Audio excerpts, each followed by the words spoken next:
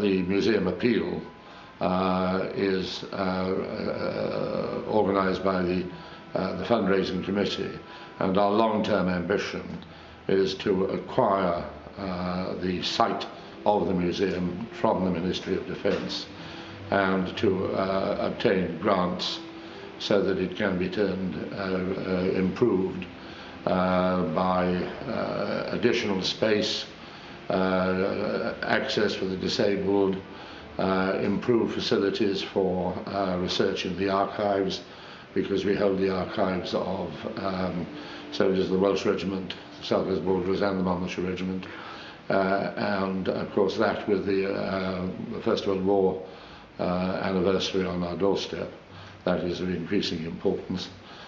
So the work done by the Appeals Committee, one of whose functions this evening of course will be a dinner at Peterston Court, and so far something going on for £40,000 has been raised by the Appeals Committee. What's the target? Well, we'd like to raise £1 million in due course, but clearly there is a long-term situation. But the more we raise, the more we can hope to match fund, and the Heritage Lottery Fund will be looking in due course to providing quite a substantial sum towards the works that we wish to carry out. Why do we need museums like this? Well, it is an essential part of the history of Wales, of those who lost their lives, for example, in the First World War from Wales.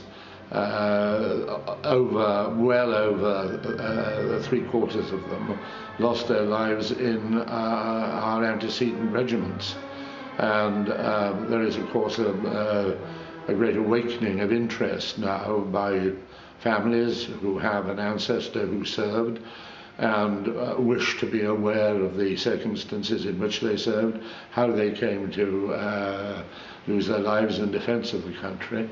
And that is what we exist for, so that we can show the history of these Welsh regiments who are fundamental to the history of Wales. And you don't have to go back many generations before you find the vast bulk of the Welsh population have an ancestor or a collateral ancestor who served and of whom they can be justly proud.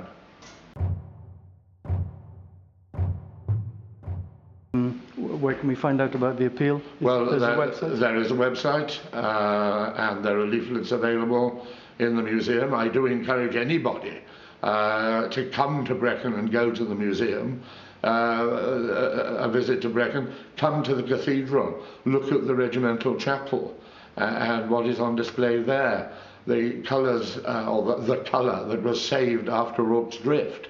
I mean, everybody is aware of the film Zulu and the part depicted by the 24th of Foot in defence of Rorke's Drift, the glorious defence of Rorke's Drift. 11 Victoria Crosses awarded for that single battle, the largest number of Victoria Crosses ever awarded. And we have 17 Victoria Crosses awarded to the South Wales Borderers. Unfortunately, they're all in a vault in the bank. We can't display them, but nonetheless the replicas are there with descriptions of how they were won. The largest number of VCs in held by a single regiment, and a Welsh regiment of course at that.